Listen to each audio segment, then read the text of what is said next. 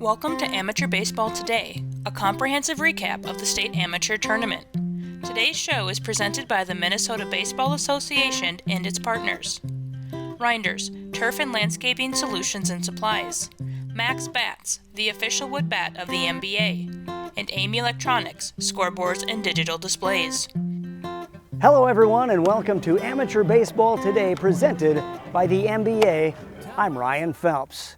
We're coming to you this week from Irish Yard in Green Isle, a ballpark 80 years in the making, one that's grown as the town has grown, culminating in their lone state championship in 2003. This park has seen many things, including a rumor that Ted Williams took a few cuts back around World War II. Young America is one of the popular picks to win the Class C tourney. Their first game against Raymond. The Rockets won big last week, but they fall behind to the Cardinals. Blake Pistolica barely keeps this ball fair inside the right field line. 1 run scores to rip Young America. Raymond found their footing in the 7th. 2 on when Brady Kynitz grounds towards short. The play cannot be made and Tyler Steen scores to make it a 1-run game. Still 2 on for the Rockets, but Young America ace Josh Lenz gets the big strikeout to end the threat. Young America was in a tussle. 4-2, they advanced past Raymond. Farming and Fairmont in an alliterative showdown at the alliterative mini-met. The Flames score 3 times in the top of the 4th. 2 dash home on the blooping single to right field that bounces past the fielder. Farming knocked off the reigning champs last week and they had the lead against the 2020 champion Martins. Fairmont was equal to the task in their half of the 4th. They come up with 3 runs, 2 on this bizarre play that starts with a wild pitch, allowing 1 run to score.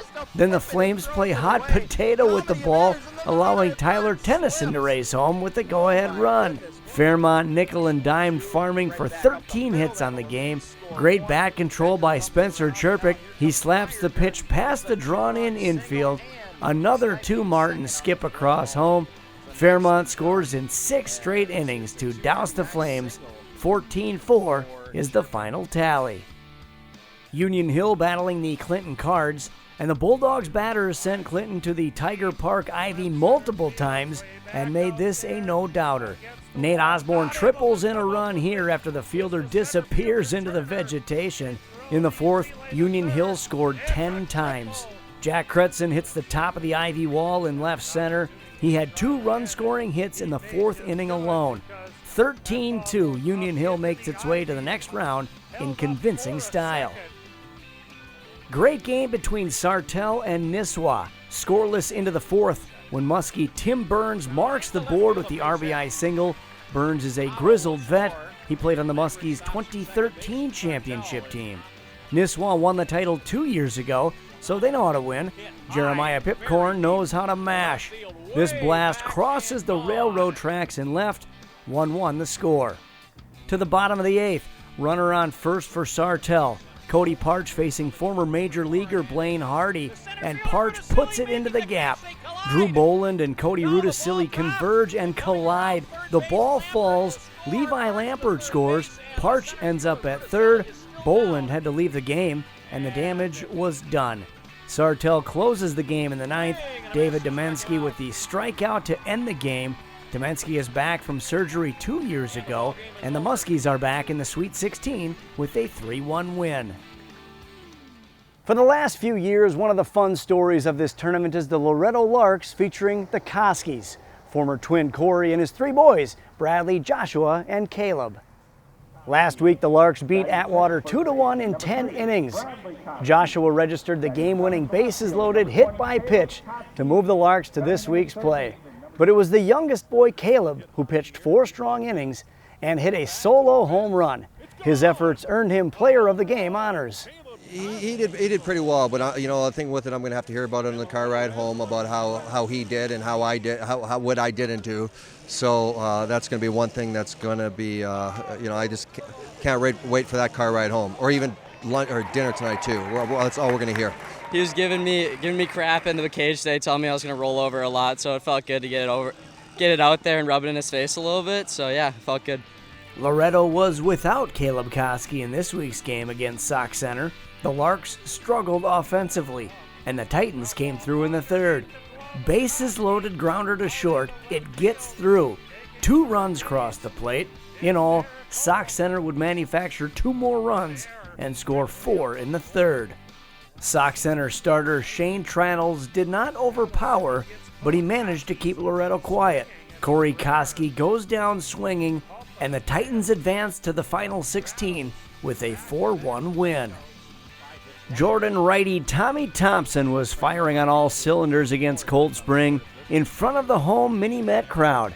Thompson racked up strikeouts and takedowns. He flirted with a no-hitter into the 8th inning. The Brewers broke through on the scoreboard in the 4th, up 1-0. 2 on for Turner Storm. Right back up the middle he goes. The single to center plates 2 Jordan runs, and they are off and running. Thompson gave up only 2 hits, and he closes things out in the 8th with a strike him out, throw him out double play. Great pickoff at second by Jordan Draheim. Jordan wins 5-0 and will continue to play at the Mini-Met as long as they win. Final Saturday game at Irish Yard was a celebration for the Germantown of New Ulm as they battled St. Bonnie. The Brewers took care of business from the first inning on. Aiden Jensen rips the RBI single. It scores the 2nd run of the inning. Next up, Wade French. He shows that sometimes a bloop works as good as a blast. Another run trots home. The Brewers scored 4 times in the first. They hung the same number on the Bonnies in the third. Justin Hoffman, not Dustin Hoffman, finds the left center gap. 2 more New Ulm runners are chased home. Hoffman would also later score. New Ulm added 4 more in the 6th, and they move on in succinct fashion, 12-1. Billy Goats in blue, Buckman taking on the Fergus Falls Hurricane, but no Hurricanes in Jordan. Just thunderous Buckman home runs. Aaron Weber goes grand slam in the top of the first inning. And when the Billy Goats get the lead, they are gruff. Ben Toma homered last week in their win over Webster. He does it again against Fergus Falls. 8-2, Buckman is alive and well and looking for a 3rd straight deep run in the tournament. There's still plenty more to come on Amateur Baseball today. Up next, we'll talk some b-ball. Plus, meet the man who helped build this iconic ballpark. Goosebumps. You remember the ones you got the first time your kid stepped up to the plate? There's nothing like the thrill of youth sports or school sports, especially when you're playing on a beautiful field that makes you feel like a real pro. Kids and grown-ups alike make memories and learn lessons that will last a lifetime when they're playing on the sporting spaces we create. Beacon Athletics is making a difference by creating the best and safest playing fields possible. MaxBat is proud to support the Minnesota Baseball Association as we are the official wood bat. We take great pride in producing high-quality wood bats for professional, amateur, and youth baseball players worldwide. At MaxBat, our main focus is quality, customer service, and quick turnaround time. All MaxBats are created using meticulous hand craftsmanship and engineering in our state-of-the-art facility in the heart of Town Ball Country, Brewton, Minnesota. We want to thank you for your continued support and for making us the leading wood bat brand in Minnesota. Welcome back to Amateur Baseball Today, presented by the MBA. I'm Ryan Phelps. We're coming to you this week from Green Isle and Irish Yard. And joining us now is the president of Green Isle Baseball, Joe Krieger. Thanks for stopping by. Thanks for having me, Ryan. Yeah, what a great site for this state tournament. Nothing new to you guys. You've done this before, but I suppose after a few years off, you got to get back into the swing of it a little bit. Yeah, it's always excited. The tournament has changed a lot. There's a lot more moving parts than there were 7 years ago. So we're trying to do our best. Yeah, the park, we talked a little bit about the history of it earlier on in the show, but you guys have done some major things. You go back about 25 years or so. You had a trench in the outfield. And tell us a little bit about the coming of age and the coming of the lights and the success of this program. Yeah, the city of Green Isle was in the process of installing sanitary sewer at the time, and they had to go through our ballpark. So we were shut down for 2 years. There was a 15-foot wide, 15-foot deep trench across right center field at the time. But it was kind of timely because we were putting our lights up during that 2 years, and that was a process. We did a lot of the work ourselves, and we say a lot of thanks to the late Dick Ames. He really helped us out on this project to get it going. And shortly thereafter, you guys win the state championship in 2003. Yeah, it was, boy, those days it was like a whirlwind. Open up the park in 2002 with the lights, and then have a heck. We've had really good teams at Green Isle, and we've knocked on the door a lot of times. We broke it through in 2003. You were still in high school when you started playing here in 1968. You've played in, 12 state championships, managed in 14 of them. You've even umpired in 10 of them. Your life is just surrounded with baseball. Now we better start this out right. The love of my life after my wife, children, and grandchildren. So keep things in the proper perspective. Right. But I've spent a lot of time here. Matter of fact, the first time I was here, I met my future father-in-law. I didn't know he was going to be my father-in-law at the time, but he was a lifelong Green Isle guy, and he got to live long enough to see the lights go up, so it was a very happy day for him. Yeah, no question. And the ballpark is in great condition. You're ready to host the state tournament. Of course, you had last weekend as well. What's next? What can you build upon here in Green Isle? Well, I don't know. My buddy, about the same age as mine, is a really good carpenter, and he's had a lot to do with a lot of this stuff. Dave Breyer, he played on the team, his boys played on the team, and now his grandson is on the team. He said, "We're done building, Joe." I said, "Yeah, we'll see. We'll maybe figure something else out here at some point." But it's been a park that's been kind of just put together piece by piece and added to. So we think we've done a good job. We're pretty proud of it. We don't have that huge grandstand like some parks have, but we think our sideline stuff is second to none. Joe Krieger, president of Green Isle Baseball, has been our guest. Joe, a pleasure chatting with you. Best of luck the rest of the week. Thanks for the great coverage for the tournament. It's been a good partnership, I think, with the MBA. Hopkins and Victoria from Irish Yard. The Berries bats were ripe in the third. Jordan Kazicki rips the single to left. Brett Boxwell shows his wheels as he rounds and scores the opening run. On to the sixth. The Berries get a blast. Brock Zimmer delivers. It hits the top of the fence and caroms over. 2-0 Hopkins. They blow it open in the seventh and win 9-0. A meeting of Mudhens, Meesville and St. Paul. Could have been the game of the weekend in Class B. St. Paul built a 5-0 lead, the first tally coming on Brendan Goldman's gapper that is nearly hauled in by the Meesville fielder. St. Paul looked like they were in control. Meesville had different plans. Matt Vanderbosch connects with the long home run. Meesville makes it a 2-run game, and actually they took the lead 6-5. St. Paul down to their final 3 outs in the ninth until Blake Ekman evens the game on one pitch. Blake's second solo homer of the game. Let's play extra ball tied at 6. Top of the 10th, the home run parade continues. Meesville's Ronnie Sweeney hits it off the school behind the right field fence, completely mashing the 2-run homer and giving Meesville life for another week. 8-6 is your final. Lots of people looking forward to Kimball and Foley from the Mini-Met. The Express won the state title 7 years ago. Brooks Marquardt was a mainstay on that team, and he continues to do the job. He clears the bases with a double to the gap. Kimball, in Express fashion, take the early lead. Foley had a great chance in the 6th. Bases loaded with just 1 out, but Express ace Ben Johnson got 2 strikeouts, including this swing and a miss from Josiah Peterson. Johnson is fired up, and it looks like it's Kimball's day. Foley left the bases loaded again in the 8th, and we're down to their last out in the 9th. Charles Hackett was not going to be that out. A scintillating shot, a dramatic drive to center field, you got it, a game-tying home run, sending this one to extra innings. Incredible baseball. Kimball kept their heads up, and they respond in the 10th. Matt Friesen with runners on the corners. The single up the middle scores Austin Ruley. The go-ahead and eventual winning run. The Express, in a thriller, win it 4-3. Bird Island and Le Sueur wrapping up the weekend at Irish Yard. Logan Swan helps the Bullfrogs scoot out to a quick lead. 2-run single in the first, and it's 3-0 Bird Island. Same score in the 6th. Le Sueur trying to make things happen. Tyler Pengilly lines a pitch, but it's snagged by Dylan Gass. He turns it into a double play. Braves are stymied. Bird Island blows it open in the 7th. James Wolfel clears the bases with a drive to right field that is nearly caught up against the fence. 3 runs score.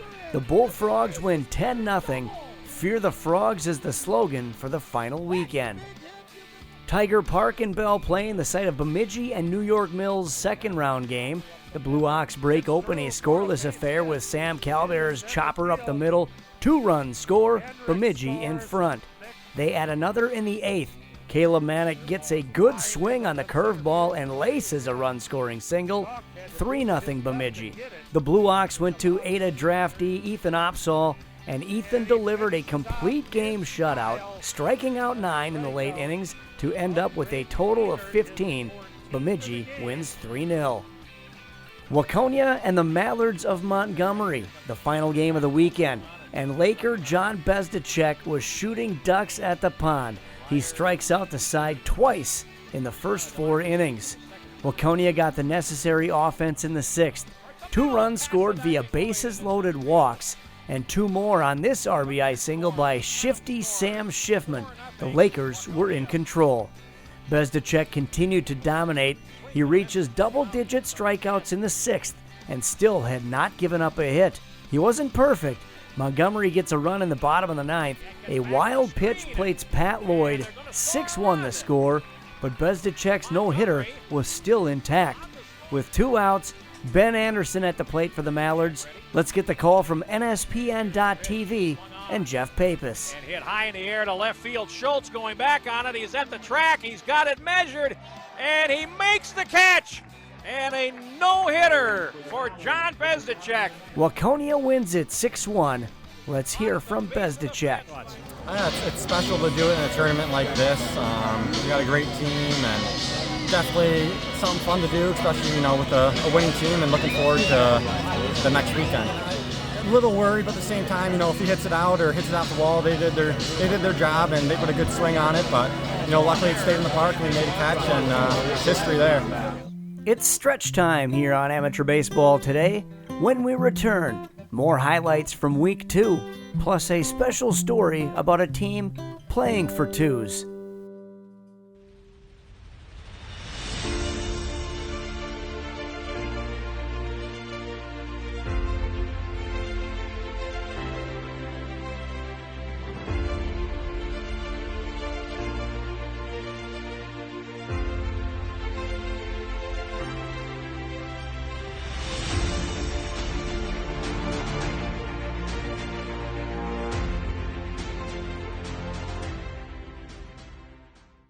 For all your scoreboard, video display, and sound system needs, please give Amy Electronics a call and let their 35-plus years of experience help elevate your game day atmosphere to the next level. Amy Electronics is a local Daktronics representative throughout Minnesota and can be reached at 952-941-9830. Amy Electronics is located in Eden Prairie, Minnesota, just off of Highway 169, Highway 212, and Interstate 494. Amateur Baseball Today is brought to you by the Minnesota Baseball Association and its partners. Beacon Athletics, the ultimate ball field resource. Rawlings, the official ball of the state tournament. And DuraEdge, engineered soils. The difference is in the dirt. Every team has special motivation for the state tournament. In Waterville's case, they're doing it for twos. Justin Barrientos has more. The saying in sports is that team is family, and when the Waterville Indians lost a member of their family unexpectedly in June, they decided to come together and dedicate the rest of their season and this state tournament run to the memory of their fallen brother, Shane Sellner. He's right here, and I know that's what he would have wanted us to do, and we did it. Winning a state tournament game is exciting enough of its own, but it's bittersweet because Shane should be here. They knew that we had to do this for Shane. We kind of adopted the motto, do it for twos. The motto and Shane's number have been put on shirts to raise money. Also helping with fundraising is a GoFundMe page which has nearly hit its goal of $125,000 in just 2 months. The generosity of people is amazing. A prime example is the GoFundMe page. The anonymous donations in large chunks of money. There are a lot of good people in the world. If I could shake every one of their hands, I would do it. Opponents have shown their support for the Sellner family as well. Waseca's Tink Larson is a prime example. Tink is a guy who I've known for a long time. He's known Shane for a very long time. So we played them on a Wednesday night, maybe the second possibly the third game after Shane's passing. Tink always wore 7. Everybody knew him as 7. I wasn't paying a lot of attention, at the start, but when he came out to home plate, for the meeting with the umpire before and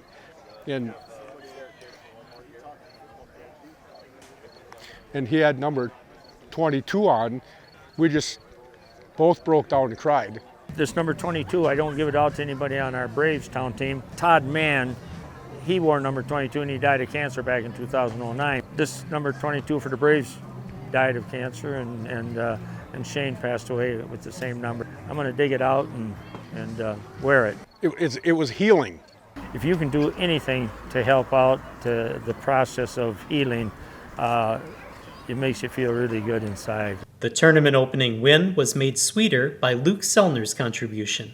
He's always looked up to Shane because he's 3 years younger. So for him to get that RBI double right away in the first, he did that for the team, but he did it because Shane was in his ear, said, you know what, this is a big at bat. Get the bat on the ball. I couldn't be more proud of Luke and how he's carried himself through this. He's the strongest person I know. Shane was his brother and his best friend. For Amateur Baseball Today, I'm Justin Barrientos, NSPN.TV.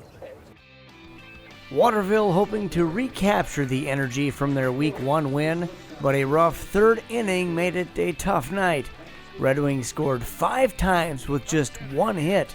Reese Tripp gets the stinging RBI as he takes the fastball off the shoulder. Bases were loaded, so that adds a run. The Aces finally get a ball to the outfield. Ethan Loesch with the sac fly to right. The throw is up the line and it causes a tumble at third. The Indians fielder head over heels. Red Wing got more conventional in the 4th inning. Marcus Walm comes up with 2 runners in scoring position, and he accomplishes his mission. The base knock scores 2. The Aces win it 8-1. The emotional baseball season for Waterville ends in the state tournament's 2nd round. The Buffalo Bulldogs taking on the Joes of St. Joe's. In the first, Buffalo stampedes. Rogan Vega Jr., a no-doubter to left field. 2 runs on the board quickly for the Bulldogs. The story of the night was Buffalo draftee Max Otto. He struck out the side 3 times, and here collects his 20th K on the nasty breaking ball. Otto plays for Delano regularly, but he was anything but regular in this game. He ends the game with strikeout 21, one shy of the single-game record. Max gave up 4 hits in shutting out the Joes, 3-0 the final. Carver Black Sox taking on the Watkins Clippers. Watkins lefty Matt Geislinger struck out 7 of the first 9 batters, and he also drove in this run. Bloop, bloop, drop. The Clippers out to an early 3-0 lead. That's usually more than Geislinger needs, but he and his defense were not sharp. Already a run on the board in the 4th. Carver's Will Johnson grounds to second and through second. Runners from 2nd and 3rd come home, and the game is all tied at 3. Then in the 5th, the Black Sox edge in front. Justin Kloster drills it back up the middle. Rounding 3rd and sliding safely at home is Bailey Mells. 4-3 Sox. Now tied at 4. The big play of the game comes when 38-year-old Lincoln Haugen lays down a sensational bunt. The throw to first is way off target, so far off that Carter Block, who started at first base, comes all the way around to score the go-ahead run. Watkins holds on to beat Carver in a game that featured 5 errors. 7-4 the final. Last week, the Courtland Cubs won their first state game since 1945. In Week 2, they battled Isani, and the Redbirds battled themselves. 4 errors in the first 3 innings, leading to runs. This one scoring on Jackson Bodie's base knock, 2-0 Cubs. Nolan Drill has had big games for Courtland. He drives in 2 more with this laser to the gap. Nolan had 3 hits on the game, and the lead is 4. For good measure, Teddy Giefer added 2 more with a long, towering bomb over the tall fence at Tiger Park in right. 8-1, the Cubs keep their season alive. Rochester and Air Freight, 2 great teams, the 2 most recent champs, but only one would advance to round 3. Fantastic game between these two heavyweights. Rochester putting pressure on Graham Lobsher in the third. Logan Moline gets the gapper with Hayden Brown at first.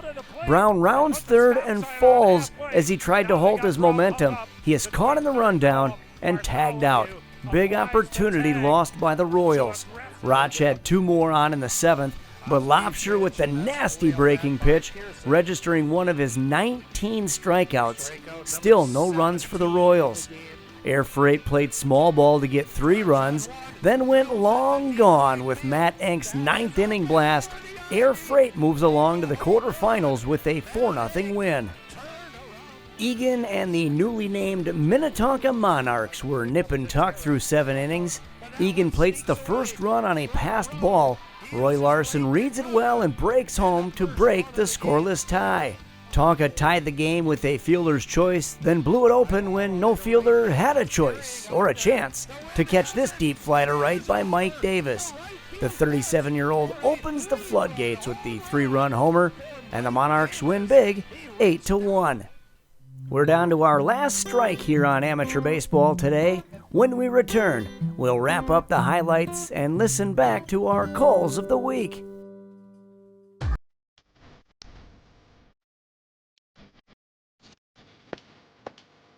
Loaded down in the Bronx. We interrupt our program to bring you this important message. Check this. Ain't no right, baby. I'm trying to win, so every day I go win, baby. Yeah. If you want to know. Roll that back.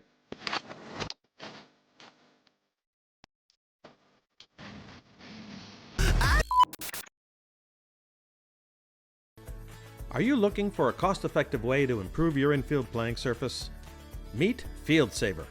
Our FieldSaver process is a cost-effective alternative to remove and replace. We'll test your current ag lime infield, identify the right FieldSaver custom amendment, and blend the material into your existing infield.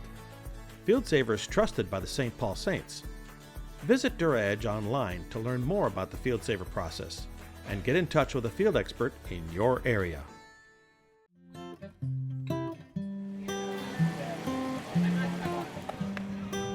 Welcome back to Amateur Baseball Today. I'm Ryan Phelps. This week we're in Green Isle. Last week it was Shakopee, site of the greatest comeback of round 1. St. Anthony was down 3 heading into the 9th. They scored 8 and set a date with St. Louis Park. The Hogs found themselves in a deep hole again. The Orioles of St. Louis Park scored 2 in the first, then Donald Blunt connects for 2 more in the second. The homer to left, part of a 5-0 advantage the Orioles built early. St. Anthony did not roll over by any stretch. Nick Zazulka also crushes 1 to left, also a 2-run homer. Could this be rally time for the Hogs? The answer is no. Thomas Kinsella comes up with the bases juiced. He rips it down the third base line for a 2-run double. The Orioles hang on to win 8-5 and are back in the quarters. Yeah, no, just trying to barrel stuff.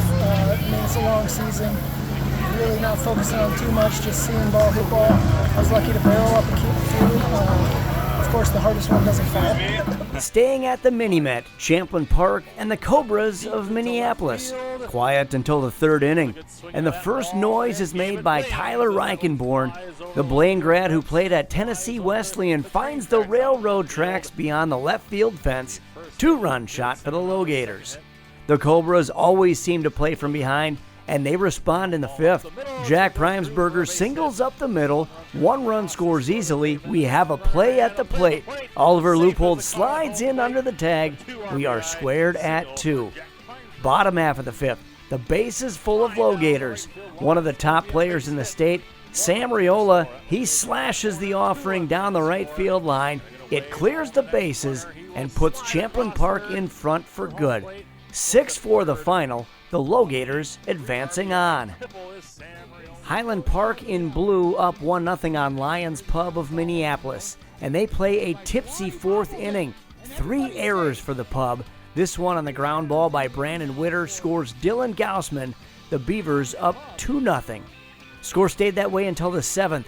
The Warriors get a huge hit from their 9-hole hitter, Adam Marshall.